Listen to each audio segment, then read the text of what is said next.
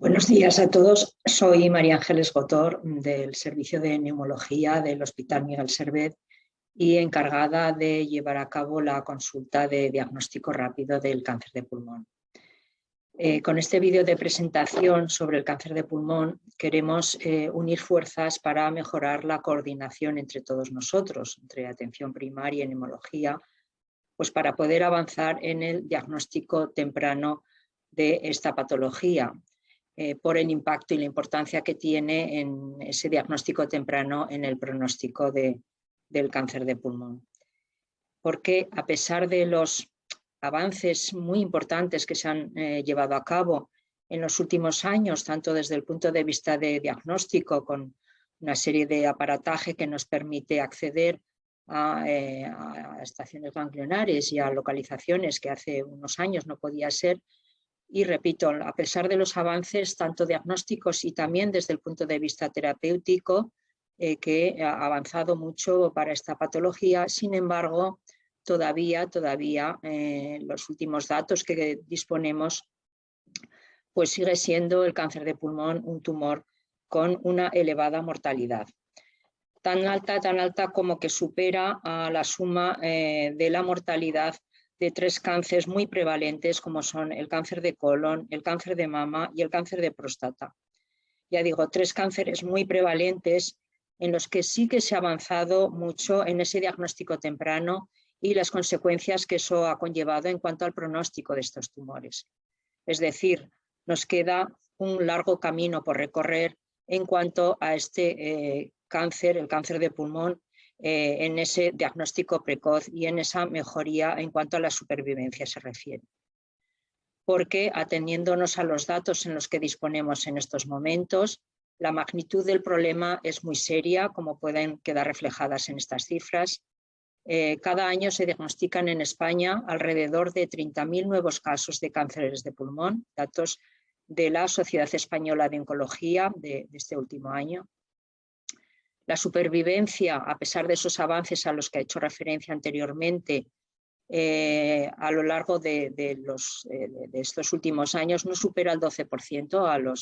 los 5 años. Nuestra pretensión es llegar a la cirugía el mayor número de pacientes posibles, sin embargo, solo se realiza en el 18% de los casos. Y todavía en este momento el cáncer de pulmón supone la primera causa de mortalidad por cáncer en hombres y la segunda en mujeres, superada en este caso por el cáncer de mama. Eso nos lleva a que de nosotros depende identificar a los pacientes que tienen un mayor riesgo de desarrollar el cáncer de pulmón. Como todos sabemos, está estrechamente ligado a la historia del consumo de tabaco. El 90% de los casos está asociado a este hábito tabáquico, tanto por parte de fumadores activos como de exfumadores. Si además a eso añadimos que el paciente con hábito tabáquico se asocia a otras patologías como es la broncopatía crónica y la enfermedad pulmonar obstructiva crónica, como queda reflejado en esta gráfica, la probabilidad y el riesgo de padecer cáncer aumenta de manera progresiva en pacientes que padecen EPOC con hábito o no hábito tabáquico. De manera que nuestra inquietud y nuestro esfuerzo conlleva a realizar una búsqueda activa en cuanto a pacientes con ese hábito tabáquico y esa búsqueda activa a pacientes diagnosticados de EPOC. Es decir, que nuestra pretensión es avanzar en la puesta en marcha de consultas destinadas a reforzar el tratamiento para el hábito tabáquico y a mejorar el diagnóstico precoz del EPOC mediante realización de espirometrías y otras exploraciones. Está sobradamente conocido como que además del EPOC, si además son pacientes afectos de enfisema pulmonar, hallazgo que muchas veces queda reflejado en pruebas de imagen, el riesgo de padecer cáncer aumenta alrededor de un 30%. Todos estos datos nos llevan a valorar la premisa de que pacientes EPOC y pacientes con enfisema, sería, digamos, el grupo de riesgo donde habría que incidir en ese diagnóstico temprano del cáncer de pulmón. Es decir, ¿qué podemos hacer? De nuestra mano está intentar evitar que los jóvenes adquieran el hábito tabáquico y que aquellos que fuman ofrecerles pues tratamiento de deshabituación tabáquica.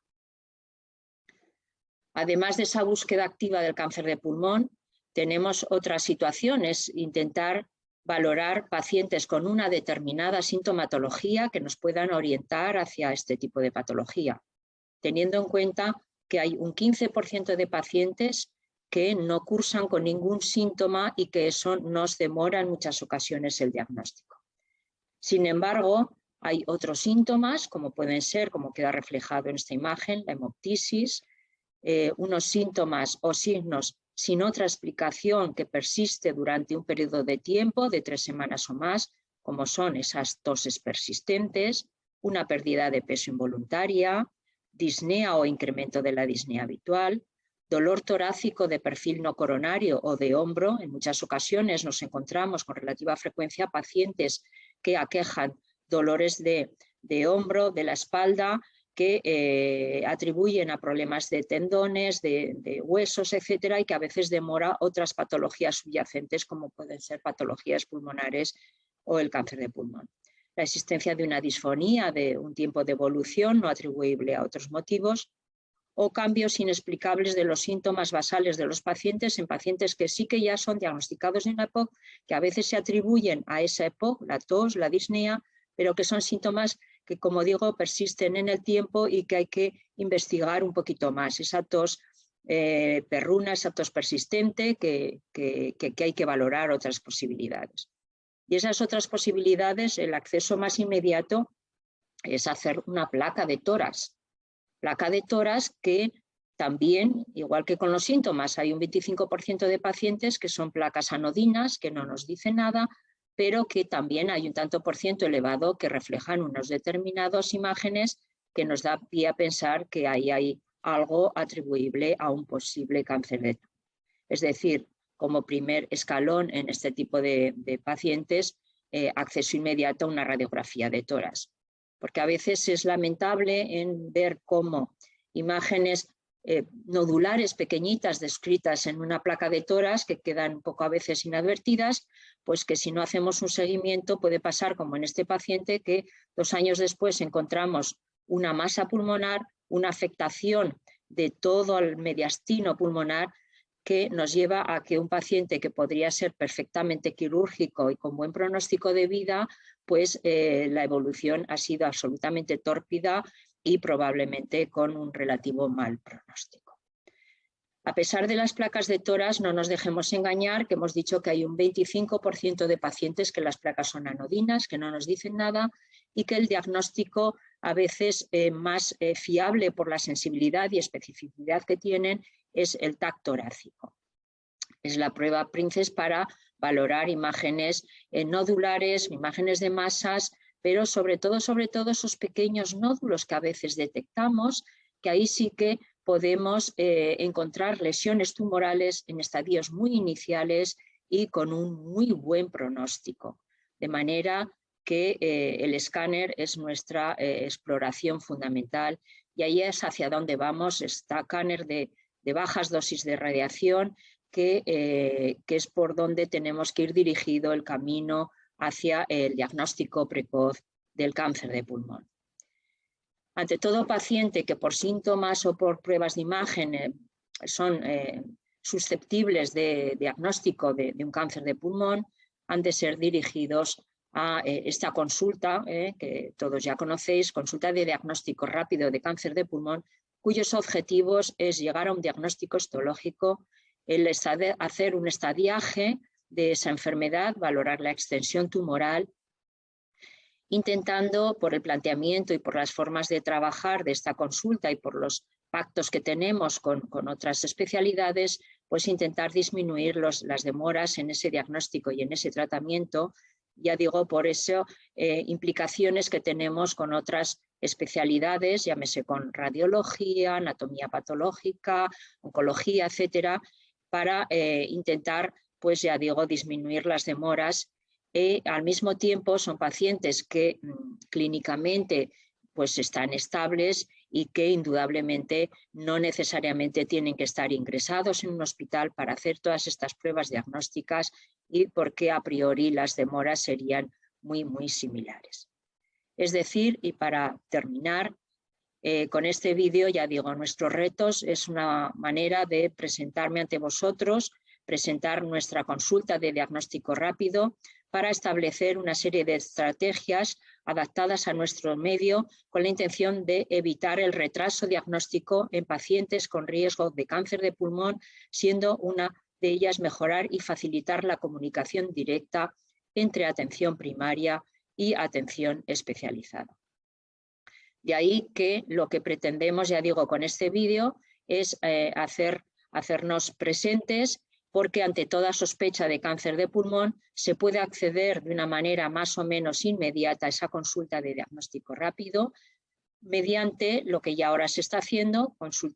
interconsulta virtual, o bien con un acceso a los teléfonos que ahí se manifiestan, que tenemos accesibilidad de lunes a viernes. He puesto un horario para tener una franja horaria y a partir de ahí ponernos en contacto e intentar avanzar y mejorar en la resolución de estos problemas que a veces son muy importantes y con una carga social y personal fundamental. Con esto termino, dándoos las gracias por vuestra escucha de este vídeo de presentación y a vuestra disposición para lo que sea necesario en beneficio de este tipo de pacientes. Gracias.